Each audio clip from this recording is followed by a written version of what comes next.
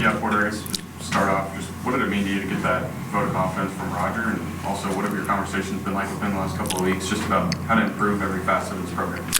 It's been a great partnership right from the gate, jump. He made it really clear about the vision and of where we want to go. He's made it really clear that we have to up the resources put into men basketball, and I really appreciated that. I know he comes from Illinois, and that program, basketball program, of the investment made, and but what I love about the partnership is how competitive he is right now to wanting not just men's basketball, but all the sports, but just our conversations, our partnership that we've had the last couple weeks has been really competitive about even in the playing field in terms of what we all have, and wants to win, and I love that. I've loved that. Porter, playing in the Crown, is that going to allow you, in your opinion, to retain your players, have a better chance to at least? You didn't play in the postseason some of the years when you lost guys, but now you are. Yeah. Do you think that's going to help you in that regard? There's a lot of benefits of playing in the Crown. Obviously, this is the second year of it. Very unique situation.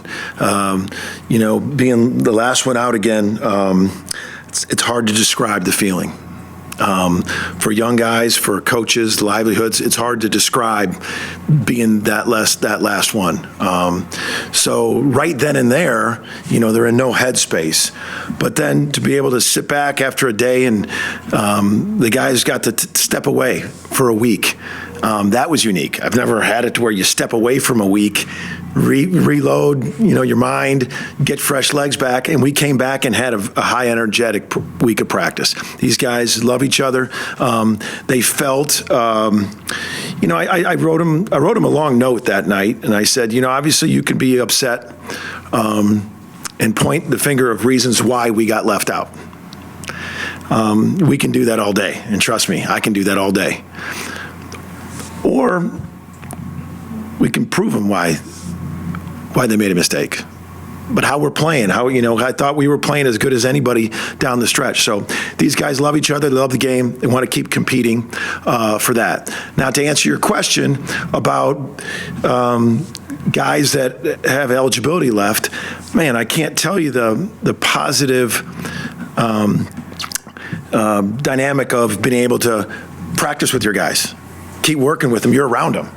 Some of the teams that ended the season, guys went home. Guys are, and who knows who's in everybody's ear. I'm with our guys every day, practicing, getting them better, talking about different things, all the way up through this tournament. So that's a big positive of a side benefit of the Crown. Porter, with Dayton, Jeff, and Andreas not on the foul roster, what's Dayton's timetable post-surgery, and what's the status of Jeff and Andreas? Yeah, so Andreas hasn't been able to travel all year just by rules. Jeff is an internal team matter, and Dayton just had surgery. He had surgery on that ankle. He could have played. If we got the NCAA tournament or anything, he was going to play through it, but then just having that time off right after Selection Sunday, he got evaluated again and said he's going to need foot surgery. But we knew the Crown was 2 weeks out, and we just made a decision. Do you want to wait 3 more weeks to do it, or do it now and start that recovery and get him back earlier?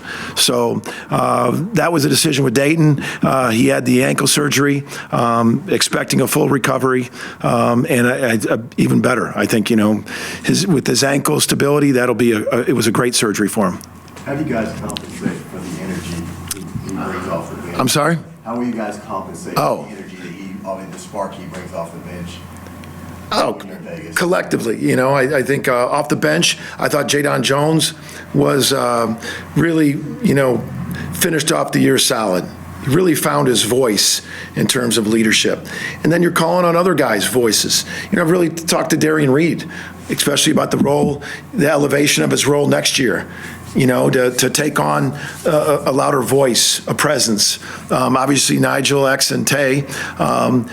it's an opportunity for Kowal to get some more minutes, that since we have one less in our rotation. We might go double big, with Krill and Kai. So we've been practicing all different scenarios this week, knowing that Dayton's been out. But, it is a chance for some other guys to get some more minutes in this tournament. We kind of settled in on that 8-man rotation during our last 10 games, which we were playing really well. We just kind of settled in on that rotation. But now that Dayton's out, it provides minutes for someone else, and we're gonna utilize that. What's been the balance, I guess, during these 2 weeks? You got to get ready for the portal window being open and trying to retain and just trying to juggle. It's our new normal. It's our new normal, trying to juggle retention, trying to juggle the portal. The NCAA, I thought they did a good job moving that portal date so where it was past when teams were playing to the Final Four. But make no mistake, you're seeing every day, who's people are going into the portal. So those are a lot of discussions with agents and everything, doing your homework, doing, roster building, but it's the new normal and of trying to balance that. But it's like nothing else these last couple of years, this time of year, because it is fast and furious all day long.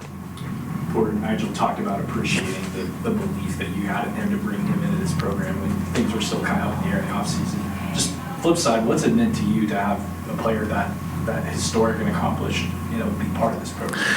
Well, I think Nijel was one we targeted right away, just my past knowledge of him. I mean, all the way back to when I went to his high school recruiting him and then playing against him at Kansas State, then watching his run at Miami. Just an elite shot maker. I covet that shot-making ability. But also, you guys have seen him in this interview room all year long. He matches and exceeds his character, how his impact with the guys. So I appreciate he said that about me believing in him. I appreciate Nijel for in his last year when we were struggling.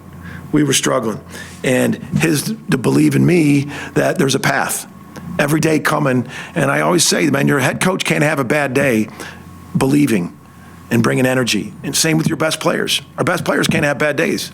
If our best players are not believing, you're not going to believe. And that's the thing that these guys will always be able to draw. No matter what the outcome was or how it is or where it's going, they'll always be able to draw from then their lives, whether they're a parent, whether they're still a competitor in the sport, in the business world, of what was the choice they made when they were down and out. When other people didn't believe, what was the choice they made? And every guy in this team chose to keep believing, keep fighting. You can draw on that in life because that's so much of how you respond when crap happens to you. So I appreciate Nijel for being, a leader in the locker room of always believing there was a path when no one else did. And that's a special trait of Nijel Pack. Porter, you talk about that path and you talk about the great partnership with Rodgers since Yeah. you got here. But when you guys are going through those struggles and you hit bottom with that 9-game losing streak, is there a point where you're concerned about your future or feel like you're fighting for your job down the final month of the season? How I handle adversity in life is my good Lord Jesus Christ. I put everything on it. In times of trouble, everything in the Bible, everything in my faith growing up is about trust, knowing that there's a plan, and then combine that with family and friends. So I was just consumed with our guys, our family, my faith, and that's how I handle adversity in life. And it's the best way. It's the best way. And because every day I kept believing, and I didn't let it overwhelm me. Is that hard? Yeah, it's hard. Nobody loves having people say certain things about you, all right? But there's also there's a handful of things, but that's my number one way that gets me through adversity is my faith in the Lord, that knowing that, there's nothing he's going to give me I can't handle. And I trust in his path. And I had great guys in the locker room. I have great family, and I have great friends. And there's nothing more, and anybody that knows me, how hard I've driven for this program, for 5 years in a transitional period, a complete industry disruption that's gone on. And men's basketball has felt a huge injury disruption. And to have someone come out and say the resources haven't met the expectations, I appreciate that so much. And because my expectations when I took this job are still the same. And no one's going to work harder to drive that direction than me. What's your thoughts on the Colorado, the crown format that you have and things like that? Yeah, Colorado, I've known Tad Boyle for a long time, elite coach. And the format, it's interesting. I mean, to take 2 weeks off, you get out of rhythm, you get out of this, but our guys are excited. Just the format of the whole, if you win it, what it entails. Let's just say the prize money. But just to compete, to win, the whole narrative of last year with Nebraska winning it. Nebraska winning it, and all those guys, you read quotes about what those guys said, the guys they retained in the offseason. They lost to Central Florida, or they beat Central Florida, another team that did it. I just believe in it. And I told that story. My 2015, we went to the CBI at Loyola, first tournament invitation in years. We went, we won it. Freshmen on that team were on my Final Four team. I just think you can lead it about experience, about winning and advancing in the postseason. So a lot of great formats, all high major teams in Vegas. They're running it first class. All the games are on TV. So our guys are looking forward to competing, and so am I. Porter, there's last question we got to go to practice. 2 straight years, no mid-majors in the Sweet 16, the whole power conference. Is that a sign of the importance of resources that we're talking about? I mean, people without money, it doesn't seem like have a great chance in college basketball anymore. Barry, it's hard. I mean, even look at, we know in our circles the amount of money certain programs have. And it's hard. Because there's a shift. I don't want to ever say that dream is not going to happen. So, I was part of that at Loyola. So I don't want to ever say that. But is it harder when you start to get this much of a disadvantage? Because the old-fashioned out recruiting somebody, because the relationships you built over a year and a half time, the plan you show, and then not being able to transfer, that you keep guys there in your program. Those factors are all gone, and those factors are reasons why you see Cinderellas. Retention, out recruiting a kid that might have gone there because you built a relationship longer. Now, it's going to be fast and furious. The NIL is real, and it impacts everything. So I'm going to always hold out hope with that, but we all can look at it and say there's no doubt it impacted it. All right, thanks, guys. Important for you guys to continue your season and not end it the way it ended in Nashville. I would just say just another opportunity to play. We know we want to finish the season and play together as many games as we can, and we have that opportunity, so we're just excited for it and trying to get a championship down the season. Nijel, you want to add on that? Yeah, basically same thing what he said. It's just another opportunity.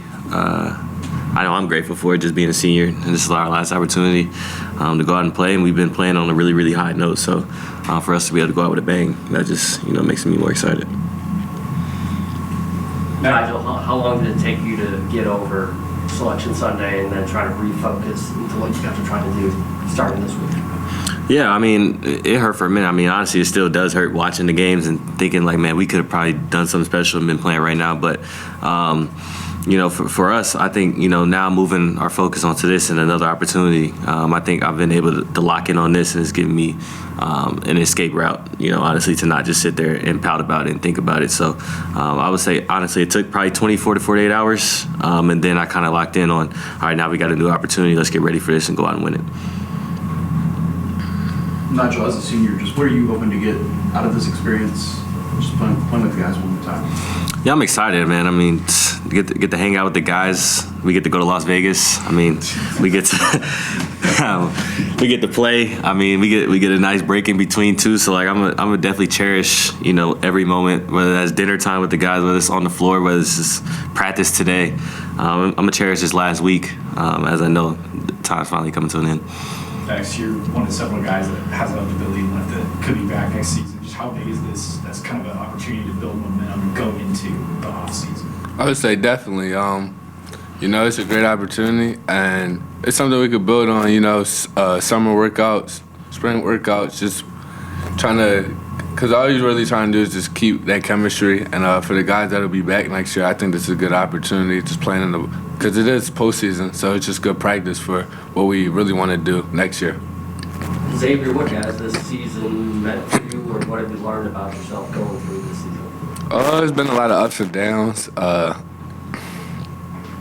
Definitely, like, I would say that stretch was definitely tough, you know, but I think what made the season super fun, even though it's not over yet, it's just like the people that we have in our locker room, the teammates, the coaches.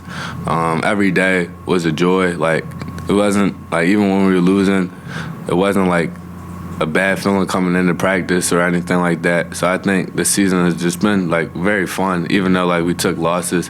Like, I would say every day has been a fun day. Nigel, even though you won't be back next year, what has playing under Porter Moser meant to you, and how cool is it that the guys around you will get to build something off of this really strong last couple of months that you guys had to end this season? Yeah, it meant a lot to me, honestly. He trusted and put faith in me to recruit me here, even though I wasn't cleared yet to play. I was still injured. We were in uppy about, was I going to get another year for my red shirt or not, and he took the opportunity and he trusted that I could come here, and I really appreciate that. And every day he's invested into me. He held me accountable in times that I didn't, want to practice, or times that, I was down on myself or the team was down, and I feel like he's brought this group closer together. And I feel like he does a really good job of that, is bringing guys together, getting them to buy in. And it sucked that we went through that stretch, but I think this team has grown so much, and I think for the guys next year to come back, they have things to learn off of. I think coaches learned, and now I feel like they probably won't have a stretch like that again, and they're going to be a really, really talented and good team next year. For you two specifically, how difficult is it going to be not having Dayton to kind of spell you guys when you're in Vegas, and just having this couple weeks off between games kind of give you a little bit extra in tank to go through without him? Yeah, it's definitely going to be difficult. I mean, we've seen how well we were playing as a team with everybody healthy, and especially with Dayton playing. We're just going to put a little bit more on our shoulders, honestly, just playing a little bit more minutes. But I think we're ready for that. I mean, this is our last few games. I know I'm going to be ready for it. I'm just going to do whatever it takes to make sure that we win. I know the rest of the guys are excited, so I think people are going to step up and fill in, Dayton's shoes where we're missing them at. Any more questions? All right, thank you guys. Thanks, guys. Thanks.